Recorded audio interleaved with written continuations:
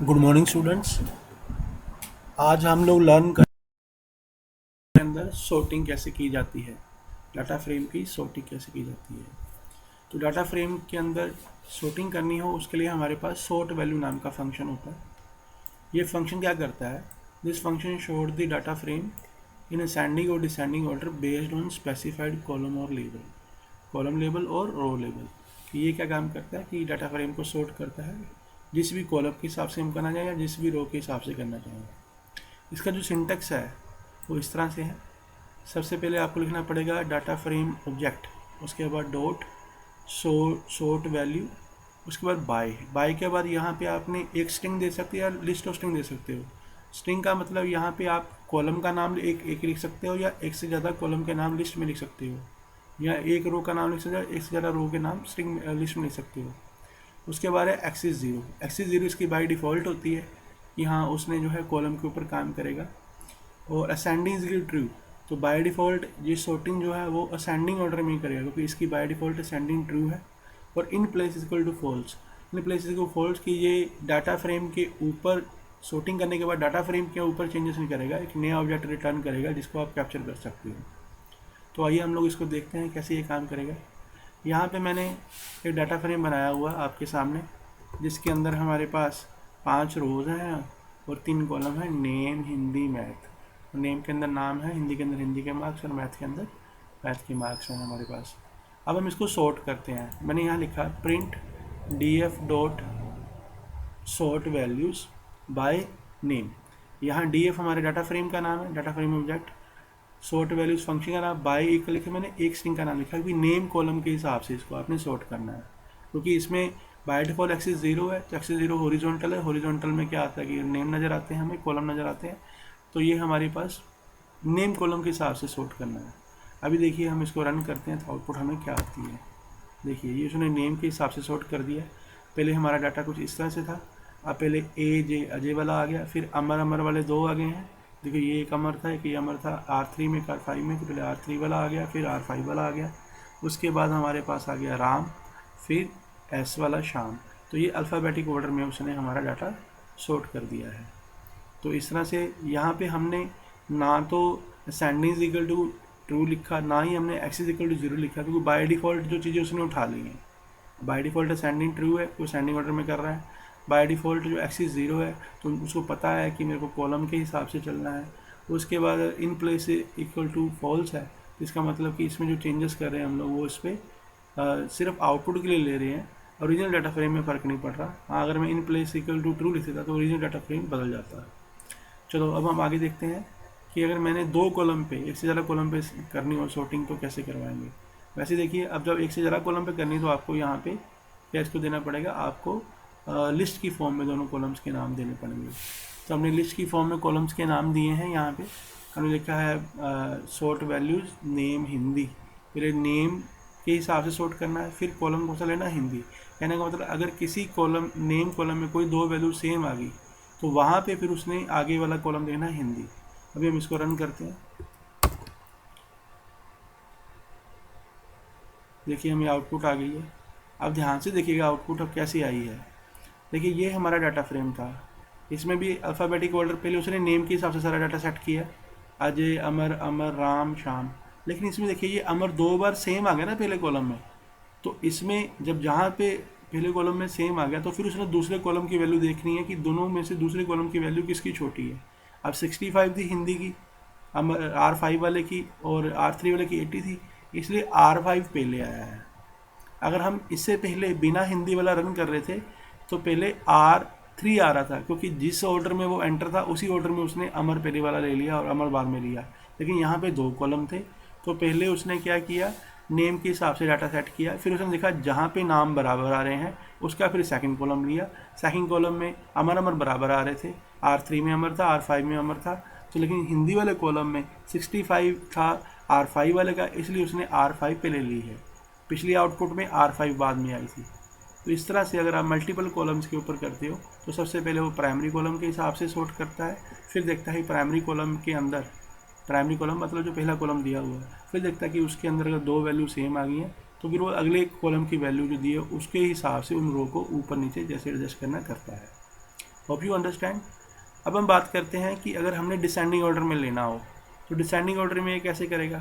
अगर आप इसको असेंडिंग इक्वल टू फॉल्स कर देंगे, बाय डिफ़ॉल्ट तो ट्रू होता है ना। अब हम इसे रन करते हैं, देखिए कैसे आती है आउटपुट। अब देखिए मैंने नेम के हिसाब से सॉर्ट किया, अब descending ascending equal to false कर दिया, तो अब ये डिसेंडिंग ऑर्डर में आया है। पहले शाम आया, फिर राम आया, फिर अमर, अमर, फिर अजय आया है। इस तरह से अगर आप मल्टीपल कॉलम्स पे लेते हो, असेंडिंग फॉल्स कर देते हैं हम लोग, ठीक है। मल्टीपल कॉलम्स में भी ले सकते हो। यहाँ पे भी देखिए मल्टीपल कॉलम्स में मैंने मैथ वाला कॉलम लिया है। यहाँ पे जब हमने डिसेंडिंग ऑर्डर में लिया था तो हमारा जो है जो अमर था, R3 वाला पहले आ रहा था, उसमें 90 मार्क्स थे, और R5 वाला बाद में आ रहा था, उसमें 95 मार्क्स थे मैथ के अंदर, ठीक है। लेकिन अब मैंने बोल दिया कि दोनों कॉलम के हिसाब से करना है, तो पहले उसने वैसे ही पहले कॉलम के हिसाब से अरेंज किया। उसके बाद जहाँ अमर 2 बार आया, उसके बाद देखा उसने मैथ के मार्क्स, अब मैथ के मार्क्स में 95 बढ़े थे, इसलिए उसने R5 पहले लिया और R3 बाद में लिया। तो इस तरह से इसने जो है डिसेंडिंग ऑर्डर में हमारे दोनों ये हैं सॉर्ट कर दिए। यहाँ तक तो बेटा हमारी सॉर्टिंग हो गई कि अगर हमने कॉलम्स के हिसाब से सॉर्टिंग करनी हो, मतलब कि किसी पर्टिकुलर कॉलम के हिसाब से, क्योंकि बाय डिफ़ॉल्ट एक्सिस 0 है, तो वो 0 के ऊपर जो है अपना जो है कॉलम वाली जो कॉलम के हिसाब से वो सॉर्टिंग कर देता है। अगर हमने रोज़ के हिसाब से सॉर्टिंग करनी हो तो हमें एक्सिस इक्वल टू 1 लेना पड़ेगा। उसके लिए हम एक नई एग्जांपल लेने जा रहे हैं, वो है हमारा ये डाटा फ्रेम 1। इसके अंदर मैंने नेम वाला कॉलम नहीं लिया, इसमें मैंने 3 कॉलम लिए हैं, इंग्लिश, हिंदी, मैथ। अगर हम इसको देखें तो इसमें हमारे पास 5 रोज हैं और 3 कॉलम है, इंग्लिश, हिंदी, मैथ, ठीक है। अब यहाँ पे हो क्या रहा है कि अगर हमें इसे सॉर्ट करना है तो हम कैसे सॉर्ट करेंगे, ज़रा ध्यान से देखने वाली बात है। मैंने लिखा है df1 dot sort values bye, अब मैंने यहाँ क्या लिखा है R5, मतलब रो 5 के हिसाब से सॉर्ट करना है एक्सिस 1। अगर मैं यहाँ एक्सिस 1 नहीं लूँगा ना और अपने आप वो एक्सिस 0 उठाएगा तो वो R5 ढूंढेगा, तो R5 तो किसी कॉलम का नाम नहीं होगा, तो हमें एरर आ जाएगी। मैं आपको दिखाता हूँ पहले। देखिए मैंने यहाँ पे बाय R5 लिखा, एक्सिस नहीं लिखा, तो बाय डिफॉल्ट एक्सिस 0 लेगा। तो मैं इसको रन करता हूँ तो मेरे को एरर देता, की एरर कहता है कि R5 की तो की है ही नहीं है, क्योंकि वो एक्सिस 0 पे वो कॉलम के नाम देखने लग पड़ता है।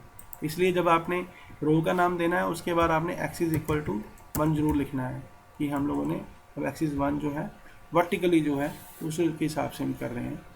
अब देखिए हम इसको रन करते हैं, क्या आउटपुट आती है। देखिए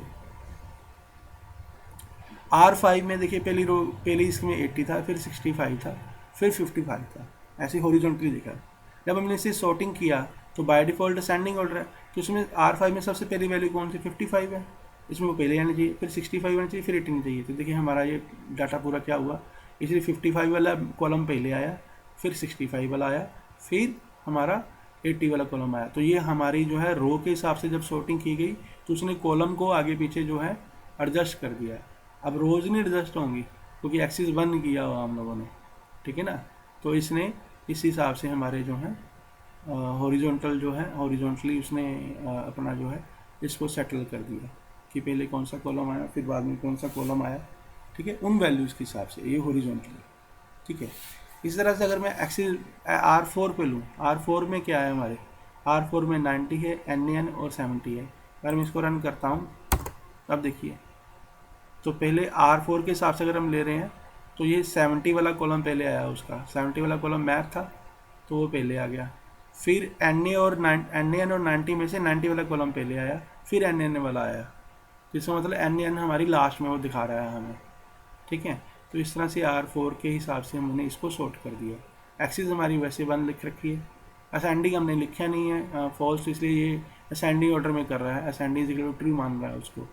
अब अगर हम करते हैं कि हम R1 के हिसाब से रो 1 के हिसाब से एक्सिस 1 लेते हैं और असेंडिंग कर देते हैं फॉल्स, मतलब रो 1 के हिसाब से सॉर्ट करना है, और लेकिन करना किस में, असेंडिंग फॉल्स है तो डिसेंडिंग ऑर्डर में करना है। आप पहले रो 1 में देखो क्या क्या पड़ा आपके पास। रो 1 में हमारे पास ये पड़ा है, पहले 40 है, फिर 50 है, फिर 60 है। अब मैं असेंडिंग फॉल्स कर रहा हूँ तो इसका मतलब है कि पहले 60 आना चाहिए, फिर 50 आना चाहिए, फिर 40 आना चाहिए। अब हम इसको रन करते हैं, देखिए अब सबसे पहले रो 1 में 60 वाला कॉलम जो है मैथ वो पूरा आया, फिर हिंदी वाला आया, फिर इंग्लिश वाला आया।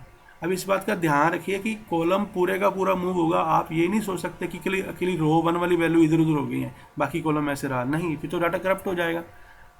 जब रो 1 बोला है तो रो 1 की जो पहली वैल्यू है तो सबसे जो है डिसेंडिंग में सबसे बड़ी ली हम लोगों ने डिसेंडिंग के हिसाब से, तो ये पूरा कॉलम, बाकी सारी रो के भी वैल्यूज इधर आ गई हैं, मैथ का मैथ इधर आ गया पूरा, ठीक है। मतलब अकेली रो 1 वाली वैल्यू शफल नहीं हुई है, पूरे के पूरा कॉलम शफल हुए हैं इधर उधर। Hope you understand. अब देखिए हम लोगों ने यहाँ पे डाटा फ्रेम 1 को हम दोबारा रन करते हैं। ये हमारा डाटा फ्रेम 1 है जो हमारा पहले है, ये बड़ा हुआ है। अब देखो जब मैंने यहाँ सॉर्टिंग कर रहा था, कितनी बार मैंने सॉर्टिंग की, लेकिन डाटा फ्रेम 1 हमारा ओरिजिनल का ओरिजिनल वैसे पड़ा हुआ है। क्यों पड़ा हुआ है? क्योंकि हमने इन प्लेस इक्वल टू अपने आप वो फॉल्स आ रहा था। अगर मैं यहाँ पे सॉर्टिंग करते समय वही वाला एग्जाम्पल हूँ, by R1 x is equal to 1 ascending is equal to false, in place true कर दूँ, ये मैं कर देता हूँ। मैंने इसको रन किया, अब मैंने प्रिंटिंग करा, कमांड सीधी रन की है, अब मैंने इन प्लेस ट्रू किया हुआ है। इसका मतलब है कि मैंने ये बोला है कि डाटा फ्रेम 1 में सॉर्टिंग करने के बाद जो चेंजेस हुई है वो डाटा फ्रेम 1 में स्टोर कर दी। अब अगर आप अपना डाटा फ्रेम 1 देखते हो तो आपका आउटपुट क्या है, देखिए आप देखिए आपका डाटा फ्रेम 1 में रो 1 के हिसाब से सेटल हो गया। आपका मैथ वाला कॉलम पहले आया, फिर हिंदी वाला, फिर इंग्लिश वाला। मतलब अगर आप इन प्लेस ट्रू कर दोगे तो उसी डाटा फ्रेम पे इफेक्ट कर देगा। अगर इन प्लेस फॉल्स रहता है तो डाटा फ्रेम पे इफेक्ट नहीं करता। आपको क्या करना पड़ता है, वो जो आउटपुट आ रही है वो किसी और डाटा फ्रेम में स्टोर कर सकते हो, ठीक है। एक बात और याद रखनी है आप लोगों ने, जब हम लोग हॉरिजॉन्टली यानी कि एक्सिस 1 पे अगर हम काम करते हैं तो रो को हम वैल्यू देते हैं, जैसे मैंने यहाँ पे दी है कि मैंने R3 के हिसाब से एक्सिस 1 पे ले। अब R3 लेकिन मैंने डाटा फ्रेम कौन सा लिया, डाटा फ्रेम ले लिया DF। अगर आप मेरे DF प्रिंट करवा लें तो आपको पता चलेगा DF में पहला कॉलम जो था हमारा वो हमारा नेम था, ठीक है ना, जो हमने पहला डाटा फ्रेम लिया था ऊपर वाला, ये वाला डाटा फ्रेम लिया था हम लोगों ने, ये सबसे पहले वाला। अगर इसमें पहला कॉलम हमारा था क्या था, नेम था। जब मैंने इसे प्रिंट करवाया DF वाले को, ये नेम था, ठीक है। फिर हिंदी के मार्क्स और मैथ के मार्क्स। अब मैं इसको अगर हॉरिजॉन्टल एक्सिस पे सॉर्ट करने जा रहा हूँ, मैंने लिखा R3, मैंने कॉलम का रो का नाम भी सही लिखा, एक्सिस 1 में लिखा, लेकिन हमें एक एरर आएगी। देखिए क्या एरर आई, टाइप एरर। टाइप एरर को हमें क्या बोलता है, less than not spotted between instance of numpy array and string. क्योंकि अब प्रॉब्लम क्या आ रही है कि numpy इसमें ये वाली हिंदी और मैथ की वैल्यू तो numpy एरे की हैं और नेम जो है स्ट्रिंग है।